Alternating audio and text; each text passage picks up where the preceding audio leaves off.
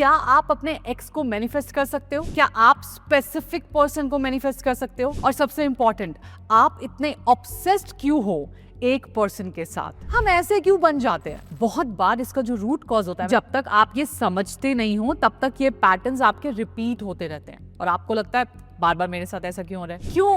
क्योंकि deep down खुद को उतना प्यार हम नहीं करते, ना हमारी एक्सपेक्टेशंस है इतनी खुद से। और फिर जो अनअवेलेबल पर्सन है ना, उसके थ्रू आप अपनी वर्थ प्रूव करना चाहते हो। आपका माइंड कहता है अगर ये पर्सन मुझे चूज करेगा ना, इसका मतलब मैं वर्दी हूँ, मैं सुंदर हूँ, मैं लायक हूँ अगर इसने मुझे चूज कर लिया। और अगर इसने मुझे चूज नहीं किया, छोड़ दिया, तो मतलब मैं किसी काम की नहीं हूँ या मैं किसी काम का नहीं हूँ। ब्रेकअप इतना पेनफुल क्यों लगता है? और इसी पेन से बचने के लिए माइंड कहता है बस वो पर्सन वापस आ जाए, बस वो वापस आ जाए, सब कुछ ठीक हो जाएगा। लेकिन सच में क्या सब कुछ ठीक हो जाता है? क्या सच में पैटर्न्स दोबारा रिपीट नहीं होते? हेल्दी रिलेशनशिप तब होता है जब दोनों एनर्जीज बिल्कुल बिल्कुल बिल्कुल इक्वल होती है। प्यार में किसी को भगवान मत बनाओ, पार्टनर को पार्टनर रहने दो। आप किसी के बिना अधूरे नहीं हो, आप पहले से कंप्लीट हो। राइट पर्सन आपको कंप्लीट नहीं कर सकता। राइट पर्सन आपकी लाइफ को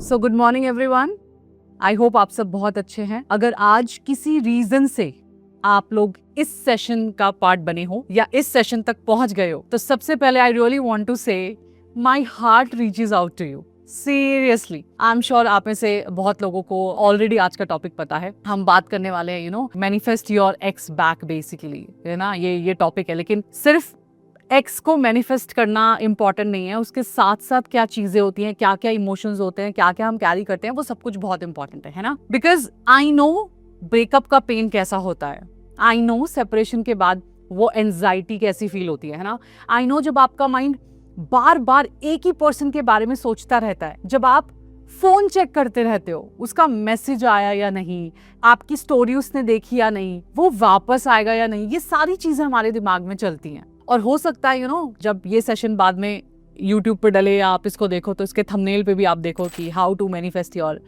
एक्स बैक, है ना। मैं ऑनेस्टली बोलूं तो मैंने ये टॉपिक इसलिए चूज किया क्योंकि मुझे पता है कि बहुत लोग इस पेन में ना ये सर्च करते हैं। आप लोगों के सवाल इतने सारे होते हैं, आप में से बहुत लोग हैं जो मुझे डीएम करके सवाल पूछते हैं। इसके अलावा बहुत लोग जो शायद इस सेशन का पार्ट नहीं है, बट ये सवाल बहुत लड़कों का, लड़कियों का होता है कि अपने एक्स को मैनिफेस्ट करना है वापस से कैसे करें। लेकिन मैं आपकी वल्नरेबिलिटी का एडवांटेज नहीं लेना चाहती, ठीक है। मैं आपको कोई क्विक फिक्स नहीं देना चाहती। मैं आपको ये भी नहीं बोलना चाहती कि सिर्फ 21 दिन विजुअलाइजेशन करो और वो पर्सन वापस आ जाएगा। नो, क्योंकि जब दिल टूट रहा होता है ना, तब इंसान क्विक सॉल्यूशंस ढूंढता है, पर रियल हीलिंग क्विक फिक्स से नहीं होती, उसमें वक्त लगता है। रियल हीलिंग तब होती है जब आप उसके रूट कॉज को समझते हो। तो आज के सेशन में ना हम बात करेंगे, क्या आप अपने एक्स को मैनिफेस्ट कर सकते हो? क्या आप स्पेसिफिक पर्सन को मैनिफेस्ट कर सकते हो? और सबसे इंपॉर्टेंट, आप इतने ऑब्सेस्ड क्यों हो एक पर्सन के साथ? बिकॉज मे बी प्रॉब्लम सिर्फ ब्रेकअप नहीं है, प्रॉब्लम ये है कि आपका सेल्फ वर्थ उस पर्सन के रिस्पॉन्स से अटैच हो गया है somehow। इस सेशन को ध्यान से सुनना, समझना, एंड तक रहना, है ना, क्योंकि हो सकता है आपको वो क्लैरिटी मिल जाए जो शायद बहुत टाइम से मिसिंग थी। तो इसके पहले पार्ट पे हम बात करेंगे, विच इज लाइक सबसे पहले जो चीज समझने की जरूरत है वो है कि ब्रेकअप के बाद ऑब्सेशन क्यों होती है ना। ब्रेकअप होने के बाद ऐसा क्यों लगता है बस क्या चला गया, यही उसी के बारे में आप सोचते रहते हो। ब्रेकअप के बाद अक्सर हम सोचते हैं कि मुझे बस वो पर्सन वापस मिल जाए। कई बार डीएम्स आते हैं और लोग मुझे मैसेज करते हैं, मैम एक्स वापस चाहिए,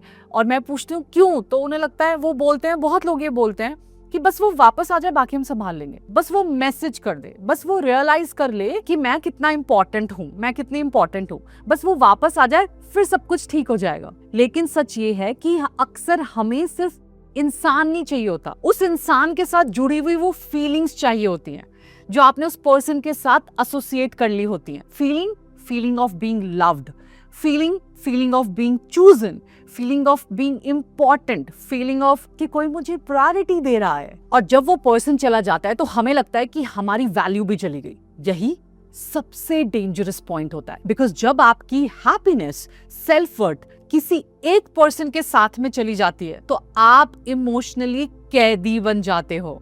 यस, आपने बिल्कुल सही सुना। अब दूसरी चीज क्या समझने की जरूरत है कि किस तरह के पैटर्न होते हैं जब ऐसा हमारे साथ होता है। एक होता है एंशियस पैटर्न और एक होता है अवॉइडेंट पैटर्न। रिलेशनशिप में जनरली दो कॉमन पैटर्न्स देखने को मिलते हैं, ठीक है। एक जैसे मैंने बोला, एक एंशियस और एक अवॉइडेंट पैटर्न। एंशियस पैटर्न क्या होता है? अगर आप रिलेशनशिप में कॉन्स्टेंटली मैसेज का वेट कर रहे हो, अगर पार्टनर रिप्लाई लेट करता है तो आप एंशियस हो जाते हो, अगर फाइट हो जाए तो आप तुरंत सॉल्व करना चाहते हो, है ना। अगर पार्टनर स्पेस ले लेता है तो आपको लगता है कि ओ माय गॉड, ये मुझे छोड़ के तो नहीं चला जाएगा। तो हो सकता है आप एंशियस साइड पर हो, है ना। घबराहट होने लगती है, कुछ भी होता है रिलेशनशिप में तो आप बार बार कॉल करते हो, मैसेज करते हो, एक्सप्लेनेशन मांगते हो, रीअश्योरेंस मांगते हो। आपको साइलेंस स्कैरी लगता है कि मतलब सन्नाटा क्यों है, कोई मुझसे बात क्यों नहीं कर रहा, इसके बारे में मुझे डिस्कशन करना है ना। क्योंकि साइलेंस का मतलब आपके माइंड में होता है प्यार चला गया। दूसरी साइड होती है अवॉइडेंट पैटर्न की। अवॉइडेंट पार्टनर जो होते हैं वो डिफिकल्ट कॉन्वर्सेशन से बचना चाहते हैं। जब इमोशंस की बात होती है तो वो शट डाउन हो जाते हैं। जब कन्फ्रंटेशन आती है तो डिसअपियर हो जाते हैं। आपने बहुत सारे रिलेशनशिप में देखा होगा, आइदर अ बॉय और अ गर्ल, जैसी कन्फ्रंटेशन की बात आती है वो गायब हो जाते हैं, अचानक से गायब हो जाते हैं, क्योंकि उन्हें कन्फ्रंटेशन नहीं करना। वो जिम चला जाएगा इंसान, वर्क में बिजी हो जाएगा, फोन साइलेंट कर देगा, है ना। लेकिन अनकंफर्टेबल इमोशंस फेस नहीं करेगा, कुछ भी करेगा, है ना। ये सारी हरकतें करेगा ताकि उसे सब फेस ना करना पड़े। और इंटरेस्टिंग बात यह है कि एंशियस और अवॉइडेंट लोग अक्सर एक दूसरे को अट्रैक्ट करते हैं। तो आप ध्यान से सोचना कि आप कौन सा वाला पार्टनर हो और आपका पार्टनर कौन सा वाला पार्टनर है। तो एंशियस पर्सन चेज करता है, अवॉइडेंट पर्सन डिस्टेंस लेता है। एंशियस पर्सन और एंशियस हो जाता है, उसे और घबराहट होती है, और अवॉइडेंट पर्सन और अवॉइड करने लगता है चीजों को, रिलेशनशिप को, कॉल्स को, मैसेजेस को, पार्टीज को, गेट टुगेदर को, आमना सामना आने को अवॉइड करने लगता है। फिर रिलेशनशिप एक लव स्टोरी से ज्यादा एक इमोशनल महायुद्ध बन जाता है हमारे दिमाग में। अब समझते हैं ये पैटर्न बनता क्यों है। तो तीसरा पार्ट जो हम इसका समझेंगे कि ये पैटर्न बनता क्यों है। अब सवाल ये है, हम ऐसे क्यों बन जाते हैं। बहुत बार इसका जो रूट कॉज होता है, मैं हमेशा बोलती हूँ, वो चाइल्डहुड में होता है, हमारे बचपन में होता है। तो अगर ग्रोइंग अप टाइम पे आपने देखा कि घर में ना साइलेंट ट्रीटमेंट होता है, या पेरेंट्स इमोशनली अवेलेबल नहीं है, या प्यार इनकंसिस्टेंट था, कभी बहुत प्यार था, कभी एकदम शांति थी घर में, तो आपके माइंड ने एक बिलीफ बना लिया कि साइलेंस मतलब प्यार चला गया, स्पेस मतलब रिजेक्शन। स्पेस मतलब इतना स्पेस दे दिया कि बात ही नहीं कर रहे एक दूसरे से, रिजेक्शन। दूसरा कि मैं इंपॉर्टेंट नहीं हूं। इसीलिए अडल्ट रिलेशनशिप में जब पार्टनर थोड़ा सा भी स्पेस लेता है ना, तो हमारा नर्वस सिस्टम पैनिक जोन में चला जाता है। सिमिलरली अवॉइडेंट पर्सन भी अपनी चाइल्डहुड से सीख कर आता है। उसने भी तो कुछ सीखा होगा अपने बचपन में, ऐसा तो नहीं है कि सब कुछ बड़े होके सीखा। तो हो सकता है जब वो बचपन में अपनी फीलिंग एक्सप्रेस करता था तो उसे चुप करा दिया जाता था। हो सकता है उसके इमोशंस को सीरियसली नहीं लिया गया। हो सकता है उसे ये फील हुआ कि इमोशंस एक्सप्रेस करना सेफ नहीं है। इसलिए तो होता है ना, लड़कों को रोने से पहले रोक देते हैं, लड़कों को चोट लगने से पहले बोल देते हैं कुछ नहीं हुआ, कुछ नहीं हुआ, कुछ नहीं हुआ। And that is the reason they don't know how to express things. तो उसने कॉपिंग मैकेनिज्म बना लिया, मतलब शट डाउन। फीलिंग्स मत दिखाओ, डिफिकल्ट कॉन्वर्सेशन से भाग जाओ, अटैचमेंट से बच जाओ। तो दोनों ही गलत नहीं है, दोनों हर्ट हैं बचपन के किसी चीज से। लेकिन जब तक आप ये समझते नहीं हो तब तक ये पैटर्न्स आपके रिपीट होते रहते हैं और आपको लगता है बार बार मेरे साथ ऐसा क्यों हो रहा है। अब इसकी एक और इम्पोर्टेंट चीज समझते हैं, हम उन्हीं लोगों को चेस क्यों करते हैं भाई जो हमें प्यार नहीं देते। आपने नोटिस किया है, जो लोग आपको जेन्युइनली प्यार करते हैं, रिस्पेक्ट करते हैं, अटेंशन देते हैं, कभी कभी आपको लगता है कि बड़ा बोरिंग है यार, मतलब इसमें कोई एक्साइटमेंट नहीं है, कोई एडवेंचर नहीं है, आपको टू मच लगने लगता है। और जो इंसान अनअवेलेबल है, इनकंसिस्टेंट है, बहुत कम प्यार करता है, बहुत इग्नोर करता है, आपका फोन अवॉइड करता है, आपको ब्लॉक कर देता है, आपको सारा ऑब्सेशन उसी के पीछे, आपको वही चाहिए। अब आपको लगता है कि मेरे साथ क्या प्रॉब्लम है, मुझे प्यार चाहिए, पर जो प्यार दे रहा है मैं उससे दूर क्यों भाग रही हूँ। तो जो मुझे वैल्यू नहीं दे रहा मैं उसके पीछे क्यों भाग रही हूँ। इसका रीजन बहुत सिंपल है और ये बॉयज के साथ भी है बाय द वे। हम अपनी लाइफ में वही अट्रैक्ट करते हैं जो हमारे लिए फैमिलियर होता है, ना कि जरूरी होता है कि हेल्दी हो। अगर आपके लिए लव का मतलब स्ट्रगल रहा है तो जो आसानी से मिलने वाला प्यार है वो आपको अनफैमिलियर लगेगा। अगर आपके लिए लव का मतलब प्रूव करना है तो स्टेबल लव बोरिंग लगेगा। है ना। आपको लगता है, आपने बचपन से देखा है कि प्रूफ करना पड़ेगा, मुझे अच्छा खाना बनाना पड़ेगा, इसकी केयर करनी पड़ेगी, कपड़े आयरन करने पड़ेंगे, इसको जाते वक्त ये बोलना पड़ेगा, आते वक्त ये बोलना पड़ेगा, है ना, मुझे प्रूफ करना पड़ेगा अपना प्यार। तो जब आपको आसानी वाला प्यार मिल जाता है वो आपको बोरिंग लगता है। अगर आपके लिए मतलब है प्यार का कि आपको पीछे भागना है, तो जो शांत रिलेशनशिप होगा वो आपको अनकंफर्टेबल लगेगा, क्योंकि आपका माइंड फेमिलियर पेन को चूज कर लेता है अनफेमिलियर पीस के ऊपर। और जब कोई इजीली आपको प्यार करता है ना, तो आपके अंदर से आवाज आती है, ऐसे कैसे, how can this person love me so much, I mean this is so good to be true, है ना। क्यों? क्योंकि डीप डाउन खुद को उतना प्यार हम नहीं करते, ना हमारी एक्सपेक्टेशंस है इतनी खुद से। और फिर जो अनअवेलेबल पर्सन है ना, उसके थ्रू आप अपनी वर्थ प्रूफ करना चाहते हो। आपका माइंड कहता है अगर ये पर्सन मुझे चूज करेगा ना, इसका मतलब मैं वर्दी हूं, मैं सुंदर हूं, मैं लायक हूं, अगर इसने मुझे चूज कर लिया। और अगर इसने मुझे चूज नहीं किया, छोड़ दिया, तो मतलब मैं किसी काम की नहीं हूँ या मैं किसी काम का नहीं हूँ। बट प्लीज रिमेंबर, आपकी वर्थ किसी एक पर्सन को चूज करने या रिजेक्ट करने से डिसाइड नहीं होती। Please understand that. अब इसका नेक्स्ट पार्ट समझते हैं, ब्रेकअप इतना पेनफुल क्यों लगता है। देखो, ब्रेकअप सिर्फ एक पर्सन के जाने से नहीं होता, ब्रेकअप एक इमेजिन्ड फ्यूचर के टूटने से होता है। आपने उस पर्सन के साथ ना फ्यूचर इमेजिन किया होता है। आपने सोचा था शादी होगी, लाइफ होगी, ट्रिप्स होंगे, घर होगा, खुशियां होंगी, मेमोरीज होंगी, बच्चे होंगे। आपके माइंड में आप ऑलरेडी उस फ्यूचर को जी चुके होते हो बहुत बार। और जब ब्रेकअप होता है तो सिर्फ रिलेशनशिप नहीं टूटती, वो फ्यूचर भी टूटता है। इसीलिए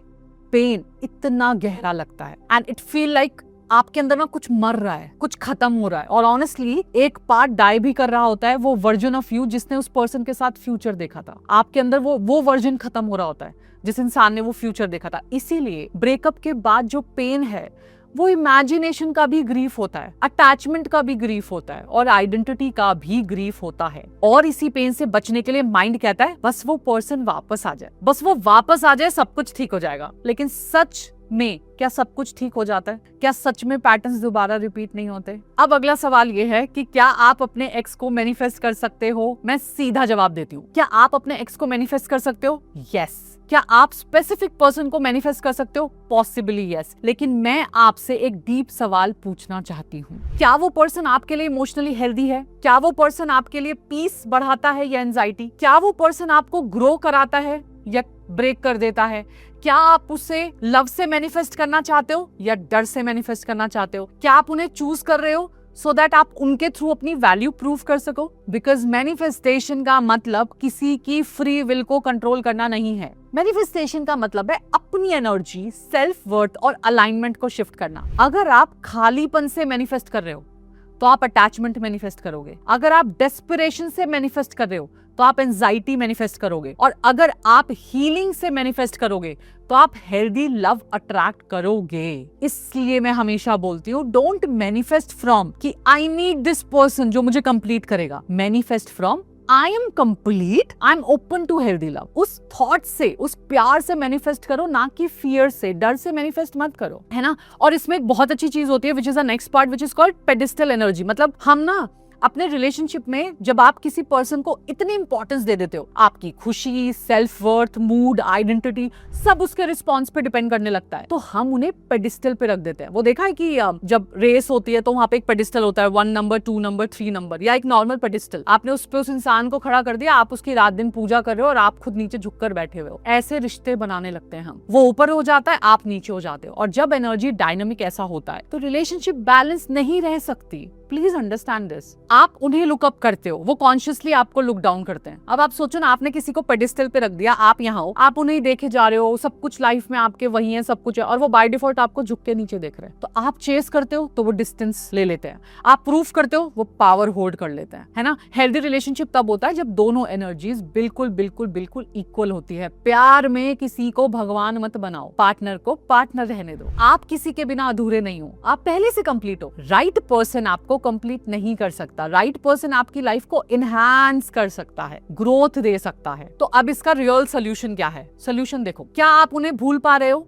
क्या आप तुरंत मूव ऑन कर पा रहे हो? क्या किसी और के साथ डेटिंग स्टार्ट कर दिया है? नहीं। सबसे पहले अपने इमोशंस को फील करो, है ना। ब्रेकअप के बाद जो पेन आ रहा है वो गलत नहीं है, वो एंजाइटी आ रही है वो भी गलत नहीं है, जो एम्प्टीनेस, जो खालीपन आ रहा है वो भी गलत नहीं है। लेकिन उस इमोशन से भागना मत, उसे दबाना मत, उसे किसी नए रिलेशनशिप से कवर अप मत कर देना, है ना। बिकॉज अगर आप हील किए बिना अगले रिलेशनशिप में चले गए तो चांसेस हैं कि आप सेम पैटर्न दोबारा अट्रैक्ट करोगे, सिर्फ फेस अलग होगा, पैटर्न सेम रहेगा। इसीलिए जब अर्ज आए मैसेज करने का, कॉल करने का दिल करे, स्टॉक करने का दिल करे, तो पॉज ले लो। अपनी बॉडी में देखो कहाँ पेन हो रहा है ना? चेस्ट में हेवीनेस लग रही है, स्टमक में कुछ फील हो रहा है कि कुछ सिंकिंग है, कुछ डूब रहा है ना? थ्रॉट में ब्लॉकेज है। उस इमोशन के साथ बैठो, जज मत करो, उससे बोलो I see you, I am here for you, I am here with you. Healing पहला स्टेप है इमोशंस को फील करने का, इमोशन से भागना नहीं। अगली चीज क्या करनी है? अपने आप से सवाल पूछना है। अगर आप इस फेज से गुजर रहे हो तो जर्नल में लिखो, क्वेश्चंस लिखो। मैं इस पर्सन को इतना बैडली क्यों चाहती हूँ? क्या मैं इस पर्सन को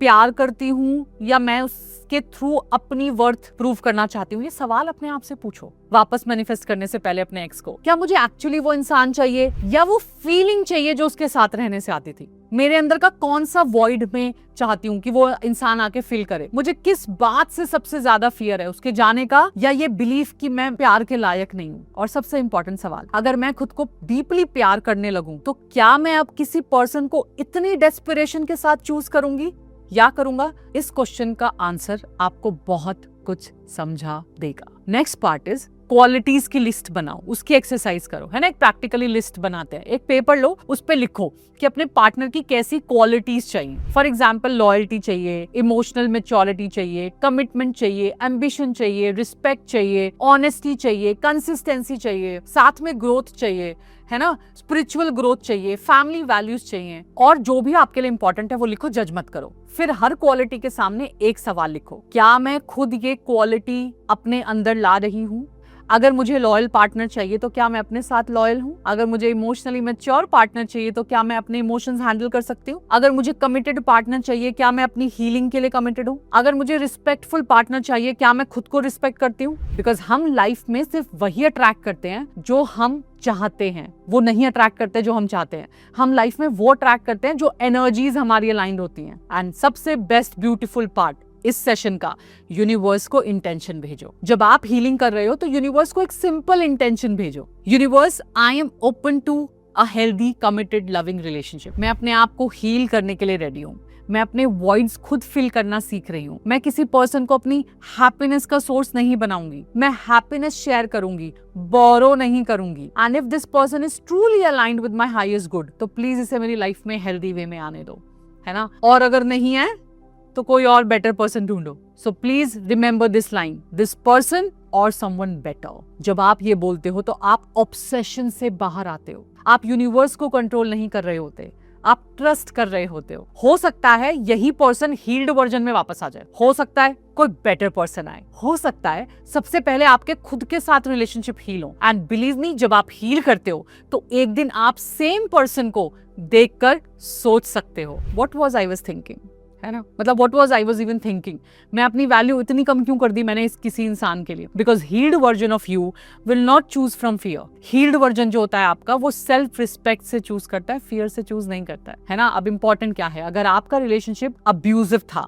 डिसरिस्पेक्टफुल था, टॉक्सिक था, या आपकी सेफ्टी हर्ट हो रही थी, तो प्लीज उस रिलेशनशिप को मैनिफेस्टेशन के नाम पर रोमांटिसाइज करना बंद करो। हीलिंग का मतलब अनहेल्दी रिलेशनशिप को वापस लाना नहीं होता। हीलिंग का मतलब होता है अपनी सेल्फ वर्थ को वापस लाना। आप लव डिजर्व करते हो, लेकिन लव के नाम पे ना एंजाइटी, इंसल्ट, बेगिंग, डिसरिस्पेक्ट और इमोशनल टॉर्चर डिजर्व नहीं करते। तो इस सेशन का बहुत सिंपल मैसेज है, हाँ आप एक्स को मैनिफेस्ट कर सकते हो, हाँ स्पेसिफिक पर्सन को भी वापस ला सकते हो, लेकिन रियल क्वेश्चन ये नहीं है कि वो वापस आएगा या नहीं।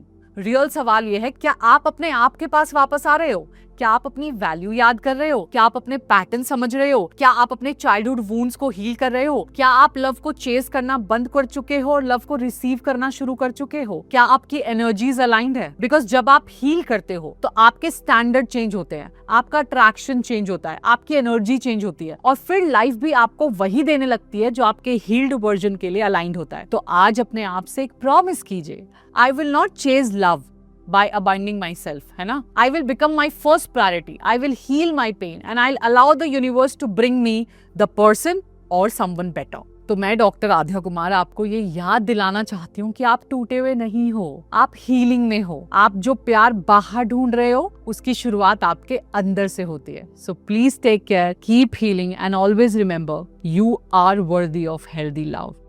Thank you so much.